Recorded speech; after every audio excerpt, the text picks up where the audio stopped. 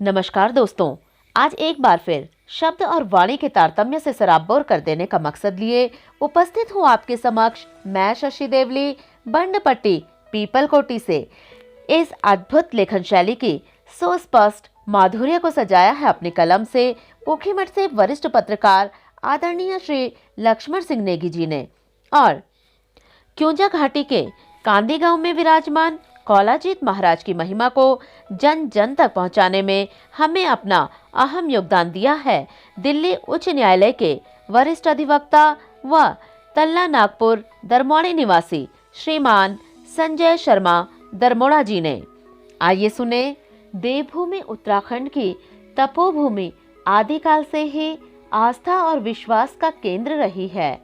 अनेकों सिद्ध मुनियों ने इस देवभूमि पर त्याग और तपस्या कर अपने को महान बनाने का गौरव प्राप्त किया है।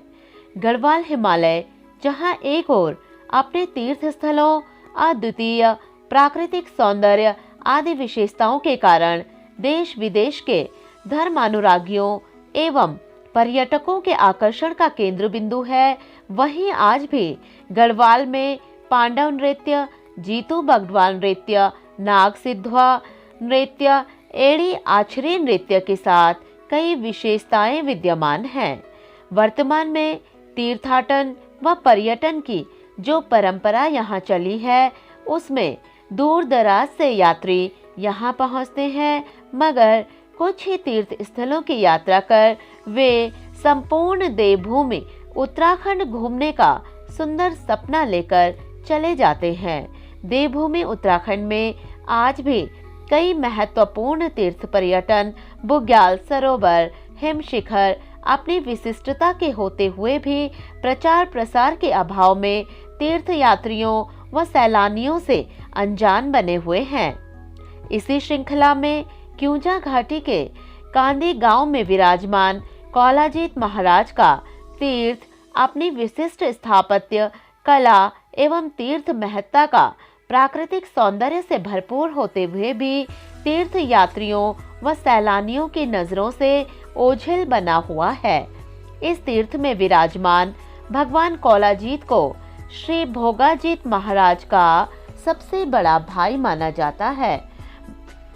12 जीत शक्तियों के रूप चरित्रों में सबसे बड़े होने के नाते भगवान कौलाजीत के गूठ गांव कांदी में अन्य देवताओं का विश्राम करना निषेध माना गया है। मान्यता है कि स्थानीय पारंपरिक जात यात्राओं के कांदी गांव में आगमन पर कौलाजीत के विश्राम में व्यवधान होता है। भगवान कौलाजीत की क्षेत्र में बहुत बड़ी मान्यता है। सांप द्वारा काटे गए व्यक्ति को मंदिर में ले जाने पर सर्प दंश से अवश्य मुक्ति मिलती है। भगवान कौलाजीत के मंदिर में नित्य प्रति पूजा तथा भोग लगता है। स्थानीय श्रद्धालु उपज का प्रथम भोग पूजा के रूप में मंदिर में अर्पित करते हैं। भगवान कौलाजीत का मंदिर पर्वतीय शैली में बना हुआ अत्यंत प्राचीन है। इस तीर्थ में कौलाजीत महाराज की शक्ति कनासैण भी विराजमान है। कांदी गांव में विराजमान कौलाजीत महाराज की पूजा का अधिकार भट्ट जाति के ब्राह्मणों को है। क्योंजा घाटी के कांदी गांव में विराजमान कौलाजीत महाराज के तीर्थ में पहुंचने के लिए रुद्रप्रयाग से गौरीकुंड, राष्ट्रीय राजमार्ग से बांसवाड़ा हिल स्टेशन से बांसवाड़ा चंद्रनगर मोहनखाल मोटर मार्ग पर कणसिली खूबसूरत हिल स्टेशन से या फिर रुद्रप्रयाग पोखरी मोटर मार्ग पर मोहनखाल से पहुंचा जा सकता है। करसिली व मोहनखाल से कांदी गांव तक यातायात सुविधा उपलब्ध है।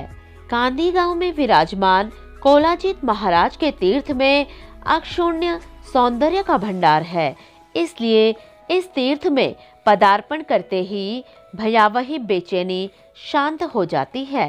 कौलाजीत महाराज के तीर्थ के दूसरे छोर पर क्रौंच पर्वत कार्तिक स्वामी तीर्थ से निकलने वाली पतित पावनी नील गंगा की कल कल निनाद कर किसी को आनंदित कर देता है। दुख तारिणी नील गंगा के आंचल में 360 जलकुंड हैं जिनमें स्नान करने से मानव का जीवन धन्य हो जाता है।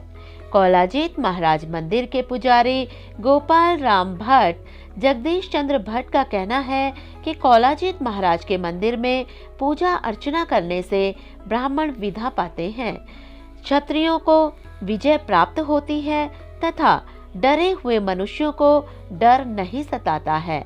पंडित सच्चिदानंद भट्ट शांति प्रसाद भट्ट का कहना है कि कौलाजीत महाराज का स्मरण करने मात्र से भूत प्रेत पिशाच आदि की बाधाएं नष्ट हो जाती हैं। रामेश्वर प्रसाद भट्ट ओम प्रकाश भट्ट का कहना है कि कौलाजीत महाराज के दिव्य दर्शन करने से बुद्धि तेज आयु यश संपत्ति सुख में वृद्धि होती है। जिला पंचायत सदस्य कंडारा सुमन नेगी, प्रधान मीना देवी, सुनील सिंह नेगी, राहुल सिंह नेगी, यतेंद्र प्रसाद भट्ट का कहना है कि कौलाजीत महाराज के मंदिर सहित कांदी गांव को तीर्थाटन पर्यटन से जोड़ने के साथ ही कांदी गांव कार्तिक स्वामी पैदल ट्रैक को विकसित करने की कवायद होती है तो स्थानीय युवाओं के सम्मुख स्वरोजगार के अवसर प्राप्त होंगे तथा गांवों से होने वाले पलायन पर रोक लगेगी। आइए अब आप सुनिए उपाध्यक्ष जिला पंचायत रुद्रप्रयाग आदरणीय श्री सुमंत तिवारी जी के शब्दों को। ग्राम सभा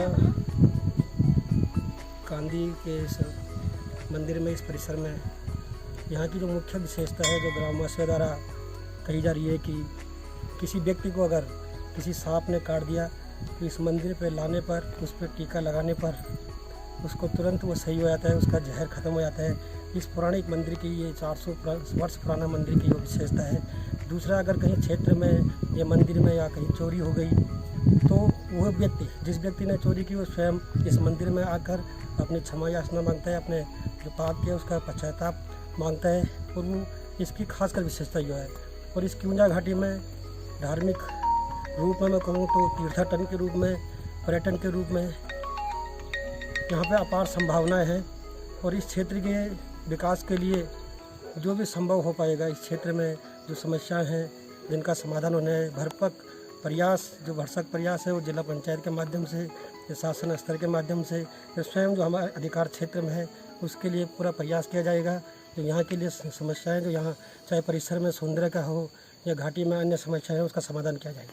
जैसे पर्यटन विभाग ने कार्तिक स्वामी पर्यटन सर्किट को विकसित करके फलासी तुंगेश्वर मंदिर और दुर्गाधार दुर्गा देवी मंदिर को विकसित कर दिया है, तो क्या भविष्य में इस प्रकार की पहल हो सकती है कि कार्तिक स्वामी पर्यटन सर्किट को किऊंजा घाटी के पर्यटक और तीर्थस्थलों से भी जोड़ने की एक कवायद हो?